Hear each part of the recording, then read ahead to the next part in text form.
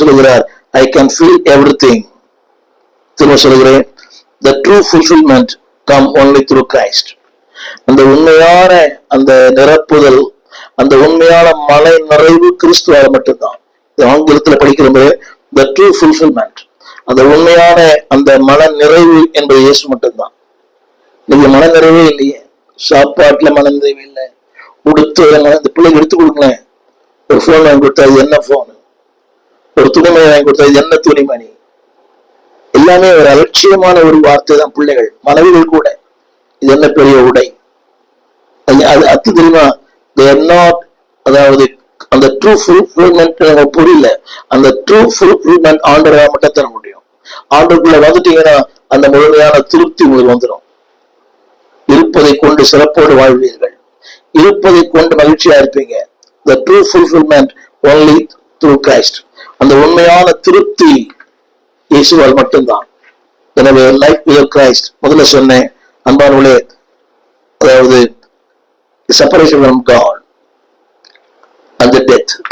இரண்டாவது கிறிஸ்துவின் வாழ்க்கை, இன்னர் எம்ப்டினஸ் அண்ட் டிசாட்டிஸ்ஃபேக்ஷன், உள்ளான ஒரு வெறுமை, திருப்தியற்ற ஒரு வாழ்க்கை. மூன்றாவது கிறிஸ்து இல்லாத ஒரு வாழ்க்கை, அன்பானவர்களே ஒரு அடிமைத்தனமான வாழ்க்கை, அடிமைத்தனமான வாழ்க்கை, பயந்து பயந்து பயந்து.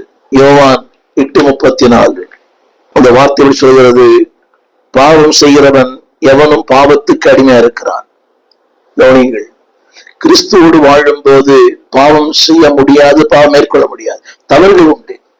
No Christian is perfect. வாழ்ந்த எந்த கிறிஸ்தவனும் பூரணமானவன் அல்ல, எந்த பிரசங்கியாருமே. we are not perfect. ஆனால் பூரணத்தை நோக்கி ஓடுகிறோம். இதுவும் சொல்வது பூரணராகும்படி யாருமே, no man is perfect in the world. ஆனால் பூரணராகும்படி கடந்து போகும். ஆனால் என்னைக்கு கிறிஸ்துவோடு வாழவில்லையோ, அந்த வாசி சொல்லுகிறது 34 அவன் அடிமையா இருக்கிறான். கவனிங்கள், அடிமையா இருக்கிறான். குடிக்கு, பழக்க வழக்கத்துக்கு, இந்த பான்பராக்கு, தொலைக்காட்சிகளுக்கு, ஆபாச படங்களுக்கு. திரும்ப சொல்லுகிறது அவன் அடிமையா இருக்கிறான். அடுத்த வார்த்தை அந்த வசனம் சொல்லுகிறது, அந்த அடிமை நிலைத்திருக்க மாட்டான். அடிமை நிலைத்திருக்க மாட்டான். அந்த தமிழ்ல வீட்டில் நிலைக்கிறான். there is no ஒரு ஸ்ட்ராங் லைஃப், ஒரு சிஸ்டமேட்டிக், நிலைத்திருக்க மாட்டாங்க. இன்னைக்கு ஒரு வாழ்க்கை, நாளைக்கு ஒரு வாழ்க்கை. எனக்கு இது போதை மறுவாழ்வு இல்லத்துக்கு போய் திரும்பி வராங்களே, they cannot able to stand. திரும்புவாங்க அதே போதைக்கு அடிமை. சட்டங்கள் திருத்த முடியாது, சமுதாயங்கள் திருத்த முடியாது, இன்றைக்கு இருக்கிற மருத்துவம் திருத்த முடியாது. ஆண்டவர் ஒருத்தர் தான். இன் கிரைஸ்ட் அந்த வசனத்தை மாற்றி வாசிக்கிறேன். அதாவது பாவம் செய்து தேவனோடு வாழ்கிறவன் சுயாதீனம் உள்ளவனா இருக்கிறான், விடுவிக்கப்பட்டிருக்கிறான். அது மட்டுமல்ல அன்பானவளே, அந்த 25 யோவான் 8:35 அவன் நிலைத்திருப்பான். ஆண்டவர் அவனை நிலைத்திருப்பார். நிலைத்திருப்பான். நீ நிலைச்சு இல்லையே, சபையில நிலைச்சிருக்க முடியல, ஒரு ஊழியத்துல நிலைச்சிருக்க முடியல, ஒரு ஊழியக்காரங்கிட்ட நிலைச்சிருக்க முடியல. திரும்ப 1000 தப்பு சொல்லுவாங்க. ஊழியம் சரியில்லை, ஊழிய மனைவி சரியில்லை, சபை சரியில்லை. நெவர். நீ சபை நிலைத்திருப்பதற்கு காரணம் ஜீவன் சரியில்லை. எங்கே ஜீவன் சரியில்லை நிலைத்திருக்க முடியாது. அந்த வார்த்தையை படிக்கிறேன், அவன் நிலைத்திரான், அடிமையானவன் என்றென்றைக்கும். எடுத்து கொண்டா கூட அடிமை நினைச்சிக்க முடியாது. ஒரு நாள் அவனுக்கு அது வீழ்ச்சி வரும்போது, தன் யாரு தெரியும் போது மட்டும் வெளியே போயிடுவான். அது அடிமைத்தனம். அவன் சொல்லுகிறார், தன் சொந்த பிள்ளை என்றும். நீங்க we are not slaves, we are children. எனவேதான் கிறிஸ்துவோடு வாழும் போது பிள்ளைகள் என்றால் சுதந்திரமாமே. கிறிஸ்து இல்லாத வாழ்க்கை, திரும்ப அந்த வார்த்தை படிக்க விரும்புகிறேன். 8:35 அடிமையா இருக்கிறான். அடிமையா இருக்கிறது மட்டுமல்ல, நிலைத்திருக்க மாட்டான். நீங்க ஒரு சின்ன கேள்வி, உங்களுடைய தீர்மானம் நிலைத்திருக்கிறீங்களா? நற்பட நிலைத்திருக்கிறீங்களா? நீ நிலைச்சிருக்க முடியாத அளவுக்கு வாழ்க்கை ஷேர் மார்க்கெட் மாதிரி. இன்னைக்கு ஒரு நாள், இன்னைக்கு ஒரு ரேட், நாளைக்கு ஒரு ரேட்டு. அது சொல்லுவார், நிலைத்திருப்பான். இன்னொரு இருக்கிறவன் நிலைத்திருப்பான். எத்தனை இடர் வந்து நேர்ந்தாலும் கர்த்தனை என் அடைக்கலமாகினேன். சுற்றத்தாலும் குளிர்ந்திட்டாலும் பற்றுள்ள பறந்துவிட்டாலும் என் அடைக்கலமாயிருப்பேன். அந்த பாவம் செய்கிற வாழ்க்கை ஹேபிட்ஸ், சில பழக்க வழக்கங்களை மாற்ற முடியாது. கிறிஸ்துக்கு வாழும் போது எல்லாமே மாறுது. பேச்சு மாறுது, பழக்க வழக்கங்கள் மாறுது. திரும்ப திரும்ப சொல்லுகிறேன், உங்க பழக்க வழக்கம் மாறாததுக்கு காரணமே எங்கள் கிறிஸ்துக்குள்ள இன்னும் இல்லை. That shows your character. நிறைய பேர் பழக்க வழக்கம் மாறவே இல்லை, பேச்சு மாறல, ஆனா ஆவியில குதிக்கிறாங்க. That I don't believe that. வார்த்தைகள் முக்கியம் அல்ல, வாழ்க்கை முக்கியம். திரும்ப சொல்லுகிறேன், ஆண்டு மழகா சொன்னாரு, verily verily I tell you. அதாவது whosoever sin life he lives in sin. எவரும் பாவத்தில் இருக்கிறானோ பாவத்துக்கு அடிமையா இருக்கிறான். என்னை கேட்டுக்கொண்டிருக்கிற அன்பான தேவ பிள்ளையே, கிறிஸ்துவ வாழ்க்கை bondage to sin, அடிமைத்தனமான வாழ்க்கை. 4வது குறிப்பு, கிறிஸ்து இல்லாத வாழ்க்கை inability to understand the things of God. கிறிஸ்துவோடு இல்லாதவன் தேவனுடைய ரகசிய காரியங்களை புரிந்து கொள்ள மாட்டான். இன்னைக்கு எல்லாமே பைத்தியமா தெரியுது. சபை பைத்தியம், பாஸ்டர் பைத்தியம், இந்த ஊழியங்கள்லாம் பைத்தியம் இல்லை. திரும்ப சொல்லுகிறேன், the lack of understanding. அதாவது கிறிஸ்து இல்லை என்றால் புரிந்து கொள்ளல் இல்லை. கிறிஸ்து இருந்தால் புரிந்து கொள்ளல் வரும். வாழ்வை புரிந்து கொள்ளலாம், தோல்விகளை புரிந்து கொள்ளலாம், வெற்றியை புரிந்து கொள்ளலாம், வாழ்க்கையின் எல்லா நிலைகளையும் நீங்கள் புரிந்து கொள்ள முடியும். இது கல்லூரி கொடுப்பது அல்ல, கற்றுக் கொடுப்பது. You can understand the things of God. வசந்த வாசிக்கிறேன், 1 கொரிந்தியர் 2ஆம் அதிகாரம் 14ஆம் வசனம். ஜென்ம சுபாவமான மனுஷனோ தேவனுடைய ஆவிக்குரியவர்களை அவன் ஏற்றுக்கொள்ளான், அவைகள் அவனுக்கு பைத்தியமாய் தோன்றுகிறது. 3வது, அவைகள் ஆவிக்கேற்ற பிரகாரமாய் ஆராய்ந்து நிதானிக்கப்படுவதானதால் அவைகளை அறிய மாட்டான். ஒப்பு நினைக்கிறேன், அதை சொல்லப்பட்டிருக்குது, he cannot understand the things of God. அவனுக்கு புரியுது இல்லை. நிறைய பேர் பிரசங்கமும் புரியல, பாட்டும் புரியல, பாஸ்டரும் புரியல, ஒரு புரியாத வாழ்க்கை. சில பேர் கேட்குறது, சபைக்கு போறீங்க, புரியல. உங்க பாஸ்டர் பேர் புரியல, வேற என்ன பிரசங்கம் பண்ணாரு புரியல. they are not living with Christ, in Christ.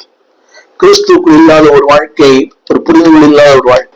இத்தனை ஆரம்பத்துல சொன்னேன், கிறிஸ்து இல்லாத ஒரு வாழ்க்கை. அதாவது இதை நான் ஆங்கிலத்து தமிழ வாசிக்கிறேன், கேளுங்கள்.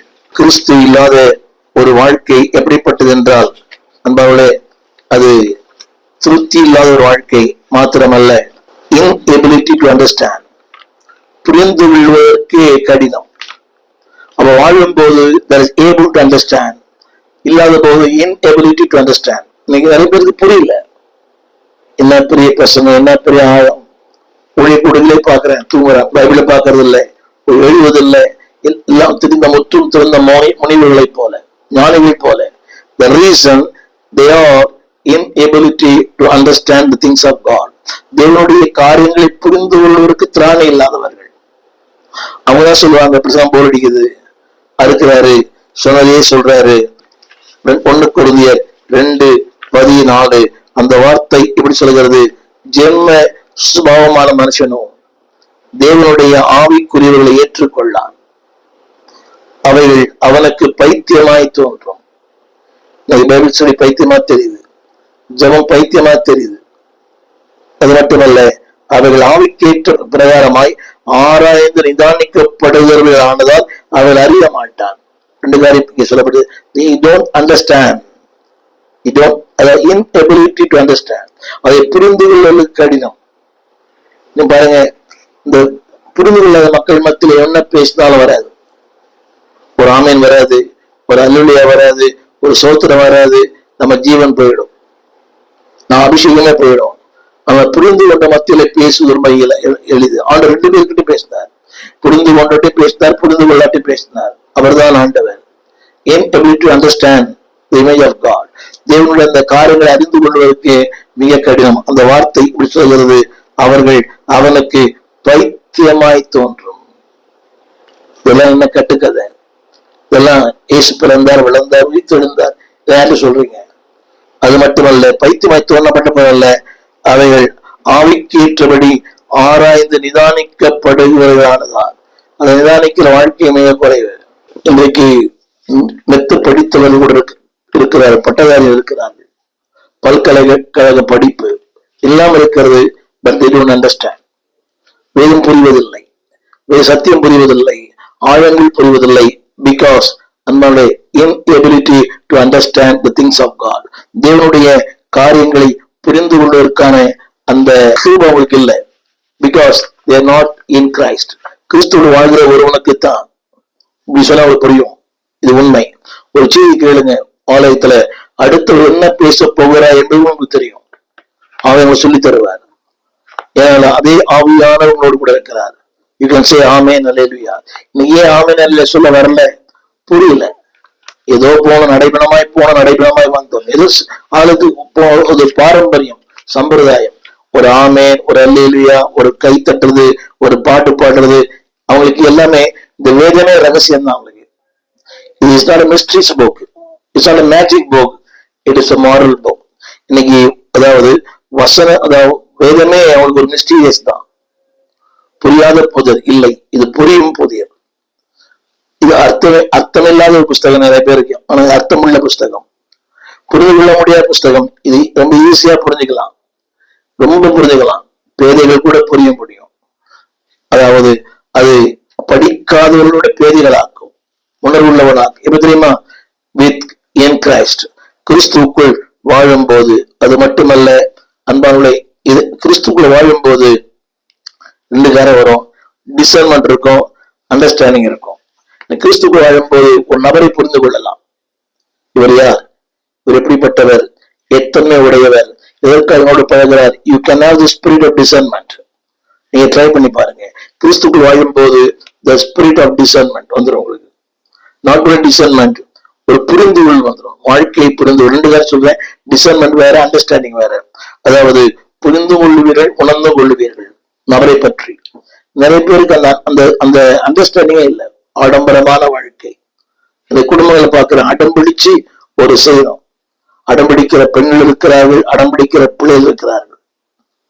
உங்களுக்கு இதுதான் வேணும், இந்த கார் தான் வேணும், அந்த வண்டி தான் வேணும், அந்த போன் தான் வேணும். இது புரிந்து கொள்ளுகிற வாழ்க்கை. அதாவது அதுக்கேற்ற வருமானம் இல்லை. வீட்டு வேலை செய்யற ஒரு தாய், அதுக்கேற்ற வருமானம் இல்லை. அது எதை காட்டுகிறது? கசைக்கு புரிகிற வாழ்க்கையை கிறிஸ்துக்குள் இல்லாத ஒரு வாழ்க்கை. இருந்தாங்கன்னா கசைக்கு புரிய மாட்டாங்க. அநேக பாஷை பேசலாம், ஆவில் நிரம்பலாம், சபையில எல்லாம் கை தட்டலாம். But still they are babies. திரும்ப சொல்லுகிறேன், they don't have the discernment, they don't have the understanding. அடுத்தபடியாக கிறிஸ்து இல்லாத வாழ்க்கை, நித்திய ஆக்கினை தீர்ப்பு, இட்டர்னல் காண்டம்னேஷன். யோவான் சுவிசேஷம் 3ஆம் அதிகாரம் 18ஆம் வசனம். அந்த வார்த்தை சொல்லுகிறது, விசுவாசிக்கிறவன் ஆக்கினைக்குள்ளாக தீர்க்கப்படான், விசுவாசியாதவனோ ஒரே பேரான குமாரனுடைய நாமத்தினாலே விசுவாசம் இல்லாதபடினாலே ஆக்கினை தீர்ப்புக்கு உட்பட்டாயிற்று. கவனிங்கள். நீ கேட்கலாம், இது எப்படி ஏற்றுக்கொள்ளப்பட முடியாது? என்னைக்கு நீ கிறிஸ்துக்கு இல்லையோ அன்றைக்கு உங்களுக்கும் எனக்கும் நித்திய ஆக்கினை வசம் போட்டுறது. அவன் ஆக்கினை தீர்ப்புக்கு உட்பட்டாயிற்று, உட்படுகிறான். அதாவது புரியும். எடுத்து டெம்பரரி காண்டம்னேஷன், இட்டர்னல். இப்பெல்லாம் 4 ஆண்டு, 5 ஆண்டு, 6 ஆண்டு, 10 ஆண்டு, மிஞ்சி போன ஆயுள் தண்டனை. ஆனா இது இங்கேயும் தண்டனை, முடிவில்லாத தண்டனை, நித்திய ஆக்கினை. எனவேதான் அந்த வார்த்தை இப்படி சொல்லப்பட்டிருக்கிறது, ஆக்கினை தீர்ப்புக்கு உட்பட்ட. அது தீர்ப்பல்ல, நினைக்கிற மாதிரி தீர்ப்பல்ல. நீதிமன்றம் உச்சநீதிமன்றக்கூடிய தீர்ப்பல்ல, ஆக்கினை தீர்ப்பு. எவர் அண்ட் எவர், நித்தியமாய் அக்கினையிலும். என்னை கேட்டுக்கொண்டிருக்கிற அன்பு தேவ பிள்ளைகளே, இதுதான் அவர் நீதியுள்ள நியாயாதிபதி. ஒருவேளை உலகத்தின் தீர்ப்பிலே சில குறைகள் இருக்கலாம், உலகத்தின் தீர்ப்பிலே நியாயங்கள் எல்லாம் இருக்கலாம். தேவனுடைய தீர்ப்பு நியாயமானது, நித்தியமானது, நிரந்தரமானது. திரும்ப திரும்ப சொல்லுகிறேன் அன்பார்களே, ஏற்றுக்கொண்டாலும் ஏற்றுக்கொள்ளாவிட்டாலும் அது நித்தியமானது. accept it or not, ஏற்றுக்கொள்ள இல்லைங்களோ அந்த தீர்ப்பு நித்தியமான தீர்ப்பு.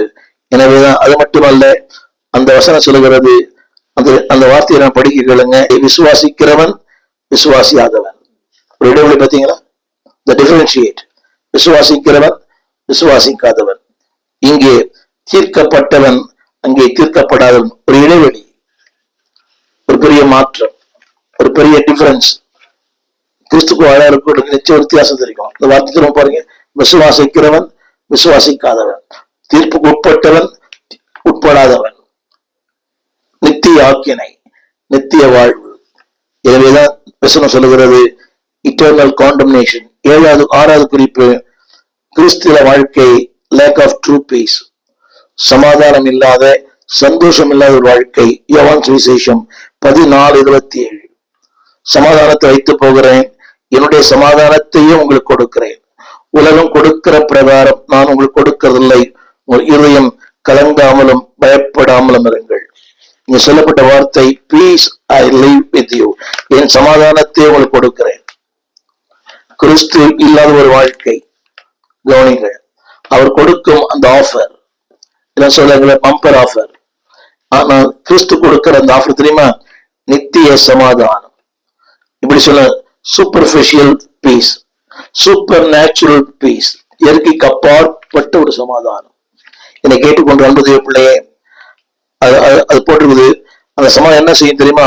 உங்கள் இருதயங்களையும், உங்கள் சிந்தைகளையும், உடைய வாழ்க்கையும், எதிர்காலத்தையும் பாதுகாத்துக் கொள்ளும். புயல் வந்தாலும், சூறாடி வந்தாலும், என்ன வந்தாலும், it will guide you, it will protect. நினைக்கிறீங்க பிரசங்கம் மற்றவர்களுக்கு புயல் இல்லை, ஏராளமான புயல். ஒவ்வொரு ஊழியனுக்கும் புயல் காற்று காணப்படுகிற, காணக்கூடாது, நினைக்கூடாது. இந்த ஊடகத்துல பேசுறவங்களுக்கு எல்லாம் அவங்களுக்கு கவலையில் ஏராளமானது. சபையாரால், குடும்பத்தால், உறவுகளால், பிள்ளைகளால், சுற்றி இருக்கிற மக்களால், கூடவே இருக்கிற ஊழியர்களால் பலமுறை போராட்டம். ஆனால் ஒரு சமாதானம். ஏனென்றால் கிறிஸ்துவுக்குள்ளே வாழ்வது.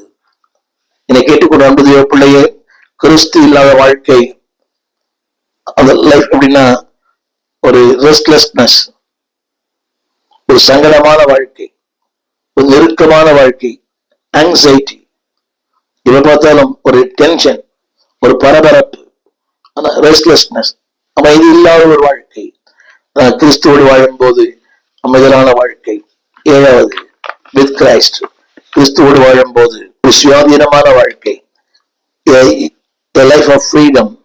2 பேதுரு 2:19 அதில் எழுதப்பட்டிருக்கிறது, தேவன் அவர்களுக்கு சுயாதீனத்தை வாக்கு தத்தம் பண்ணி இருக்கிறார். கவனிக்க வேண்டும், சுயாதீனத்தை வாக்கு தத்தம் பண்ணி இருக்கிறார். அது மட்டுமல்ல, அவனை ஜெயிக்கிற மனிதனாய் மாற்றியிருக்கிறார். ஆங்கிலத்துல he can be a master, he no more a slave. கிறிஸ்துவோடு வாழும் போது, திரும்ப சொல்லுகிறேன், ஜெயிக்கும் ஒரு வாழ்க்கை, அடிமைத்தன வாழ்க்கை இல்லை.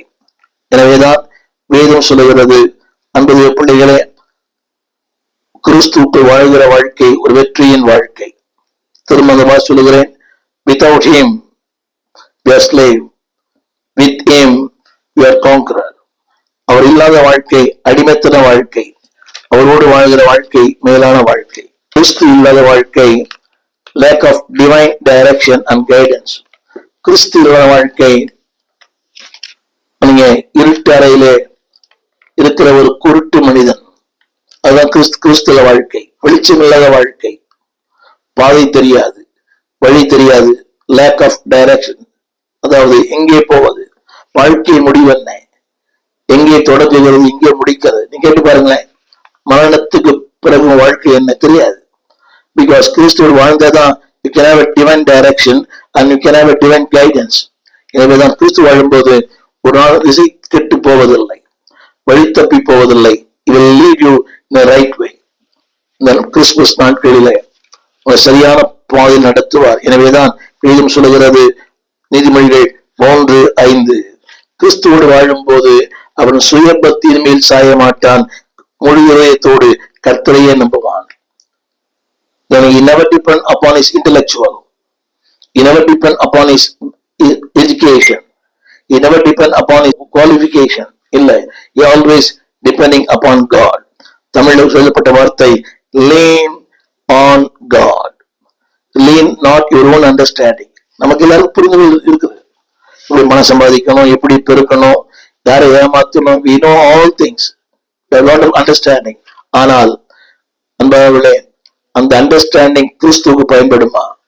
அந்த வார்த்தை வருது, lean not your own understanding. உங்க அறிவு நிறைய சொல்லும், அதை பண்ணு, இதை பண்ணு, இதை பண்ணு, இதை பண்ண பெரிய ஆளாகலாம், அதை பண்ண பெரிய ஆளாகலாம். நெவர்.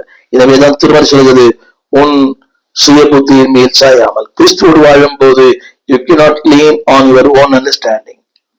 கிறிஸ்துவோடு வாழும் போது அவரையே சார்ந்து, அவர் மேல் சாய்ந்து, நேசர் இயேசுவின் சார்ந்து அவரையே சார்ந்து கொள்ளுவோம். கிறிஸ்து இல்லாத வாழ்க்கை புத்தி இல்லாத வாழ்க்கை, கிறிஸ்துவோட வாழ்க்கை ஒரு புத்தி உள்ள வாழ்க்கை. என்னை கேட்டுக்கொண்டு அன்புடைய பிள்ளையே, அவர் நடத்தும் பாதையிலே நீதி உண்டு, சமாதானம் உண்டு, மகிழ்ச்சி உண்டு, நித்தியம் உண்டு. உன் சொந்த பாதையிலே நீதி இல்லை, சமாதானம் இல்லை, நித்தியம் இல்லை. ஆனால் நீதி அவர் நடத்தும் பாதையில் நீதி, சமாதானம், நித்தியம். எனவே திரும்பமாக அந்த 8 குறிப்புகளை வேகமாக சொல்லுகிறேன். கிறிஸ்துவோடு வாழ்கிற வாழ்க்கை, இதை பின்னால் ஆரம்பிக்கிறேன். ஒரு தெய்வீக நடத்துதல் இல்லாத வாழ்க்கை, lack of divine direction and lack of divine guidance. கிறிஸ்து இல்லாத வாழ்க்கை, நீங்க விடுதலை இல்லாத வாழ்க்கை, lack of freedom. கிறிஸ்து இல்லாத வாழ்க்கை, lack of true peace, சமாதானம் இல்லாத வாழ்க்கை. கிறிஸ்து இல்லாத ஒரு வாழ்க்கை நித்திய நரகத்தின் வாழ்க்கை, eternal condemnation. கிறிஸ்து இல்லாத வாழ்க்கை, inability to understand the things of God. தேவனுடைய காரியங்களை புரிந்து கொள்ள முடியாத வாழ்க்கை, யாரையுமே புரிந்து கொள்ள முடியாது. கிறிஸ்து இல்லாத வாழ்க்கை அன்பானுடைய emptiness and dissatisfaction, வெறுமையான திருப்தியற்ற ஒரு வாழ்க்கை. கிறிஸ்து இல்லாத வாழ்க்கை நித்திய நரகத்தின் வாழ்க்கை. நாளிலே ஆராய்ந்து பாருங்கள். நீ கிறிஸ்துவா இருக்கலாம், ஆலயத்துக்கு போகலாம், வேதம் வாசிக்கலாம், ஆனா கிறிஸ்துவுக்குள் லிவிங் வித் கிரைஸ்ட், அவரோடு வாழும் போது ஒரு இணைப்பு, ஒரு புதிய மாற்றம், a new association, a new attachment, a new aim, ஒரு புதிய குறிக்கோள், ஒரு புதிய நோக்கம் உண்டாக உங்களுக்கு ஜெபிக்க விரும்புகிறேன். ஜெபிப்போம். வானத்தையும் பூமியையும் படைத்த நல்ல ஆண்டவரே, கிறிஸ்துவோடு வாழும் வாழ்க்கை மேன்மையானது. இயேசுவோடு வாழ்வது எத்தனை இன்பம், எத்தனை சமாதானம், எத்தனை பெரிய மகிழ்ச்சி, ஆனந்தம், பேரானந்தம். அன்பரின் திருப்பாதத்தில் இது கடமைக்கான ஒரு கிறிஸ்தவ வாழ்க்கை அல்ல, பாரம்பரியமான கிறிஸ்தவ வாழ்க்கை அல்ல, உலகம் பார்க்கிற ஒரு கிறிஸ்தவ வாழ்க்கை அல்ல, ஒரு உன்னதமான கிறிஸ்தவ வாழ்க்கை, பரலோகம் பூரிக்கிற ஒரு வாழ்க்கை வாழ இரக்கம் செய்யும். லிவிங் வித் கிரைஸ்ட், நிரந்தரமான மகிழ்ச்சி, நிரந்தரமான சந்தோஷம், நிரந்தரமான நடத்துதல், நிரந்தரமான விடுதலை, நிரந்தரமான ஜெயம், எல்லாமே நிரந்தரம். நித்தியத்துல அந்த பாலம், தேவனோடு இணைக்கின்ற அந்த பாலம், இயேசுவோடு வாழும் போது, இயேசுவோடு வாழ்வு எத்தனை இன்பம். நித்தியத்தில் உம்மோடு அரசாளுகிற வாழ்க்கை, ஜெயம் கொள்ளுகிற வாழ்க்கை. நாளிலே இதை கேட்கிற ஒவ்வொருவரும், யார் இதை கேட்கிற ஒரு பாரம்பரியத்திலிருந்து, அடிமைத்தனத்திலிருந்து, இன்னும் அந்த வெறுமையிலிருந்து வெளியே கொண்டு வரும், உடைய நாமத்தை மேம்படுத்தும், நன்மைகளால் நிரப்பும். இயேசுவின் நாமத்தில் எங்கள் நல்ல பிதாவே, ஆமென். அன்பான பிள்ளைகளே, கிறிஸ்துவோட வாழ்க்கை வெற்றியின் வாழ்க்கை, திருப்தியின் வாழ்க்கை, சமாதானத்தின் வாழ்க்கை, முன்னேற்றத்தின் வாழ்க்கை, ஒரு நாளும் உங்களை நடத்தும் வாழ்க்கை. அந்த வாழ்க்கைக்கு அர்ப்பணியுங்கள். சுய வேண்டாம், பாவம் வேண்டாம், அசுத்தம் வேண்டாம், அஞ்ஞானங்கள் வேண்டாம். கிறிஸ்துவை பற்றி கொள்ளுங்கள். மேன்மையான வாழ்க்கை, மகிமையான வாழ்க்கை உங்களுக்கு ஜெபிக்கிறேன். உங்கள் ஜெப தேவைகளை எங்களோடு பகிர்ந்து கொள்ளுங்கள். இதை செய்ய உங்களுக்கு பயனுள்ளதா இருந்தால் அடுத்தவர்களுக்கும் அனுப்புங்கள். தாங்கி இந்த ஊழியத்தை தாங்க அன்பாக கேட்கிறேன். God bless you. திறந்த வாசல் சபை சிறுவர் சிறப்பு கிறிஸ்துமஸ் நிகழ்ச்சி டிசம்பர் 22 ஞாயிறு மாலை 5 மணிக்கு. எங்கள் சபையின் கிறிஸ்துமஸ் ஆராதனை டிசம்பர் 25 புதன்கிழமை காலை 7 மணிக்கு. புத்தாண்டிற்கான சுத்திகரிப்பு ஜெபம் டிசம்பர் 27, 28, 29, 30 வெள்ளி, சனி, ஞாயிறு மற்றும் திங்கள் காலை 10 மணி முதல் மதியம் 3 மணி வரை. புது வருட சிறப்பு ஆராதனை டிசம்பர் 31 செவ்வாய்க்கிழமை இரவு 9 மணி முதல் ஜனவரி மாதம் 1ஆம் தேதி அதிகாலை 2 மணி வரை. இடம் திறந்த வாசல் சபை, நம்பர் 65, பரமானந்த தெரு, 7 கிணறு, சென்னை 1. உங்கள் யாவரையும் அன்புடன் அழைக்கிறோம். தொடர்புக்கு 9841839287. மாட்டு குடிலில் மன்னாதி மன்னன் பிறந்தாரே, கோலம் எனக்காக எடுத்தாரே. மாட்டு குடிலில் மன்னாதி மன்னன் பிறந்தாரே, ஏழை கோலம் எனக்காக எடுத்தாரே. விண்ணாலும் அரசன் மண் மீது வந்து தோன்றினார், சந்தோஷமாக கிறிஸ்மஸ் கீதம் பாடுவோம். விண்ணாலும் அரசன் மண் மீது வந்து தோன்றினார், சந்தோஷமாக கிறிஸ்மஸ் கீதம் பாடுவோம். மாட்டு குடிலில் மன்னாதி மன்னன் பிறந்தாரே, ஏழை கோலம் எனக்காக எடுத்தாரே. மாட்டு குடிலில் மன்னாதி மன்னன் பிறந்தாரே, ஏழை கோலம் எனக்காக எடுத்தாரே.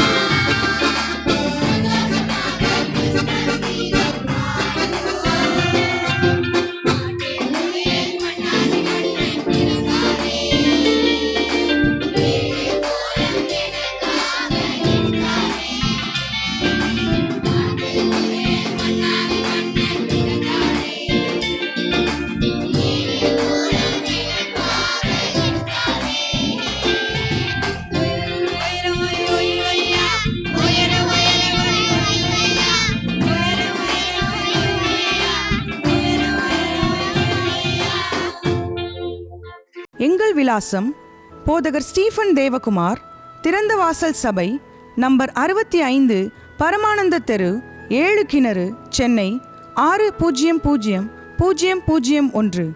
தொடர்புக்கு 9841839287.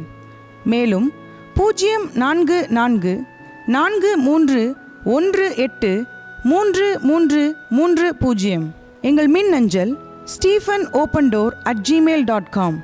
எங்கள் தேவ செய்திகளை யூடியூப் சேனலில் பார்த்து பயனடையுங்கள். தேவன் உங்களை ஆசீர்வதிப்பாராக.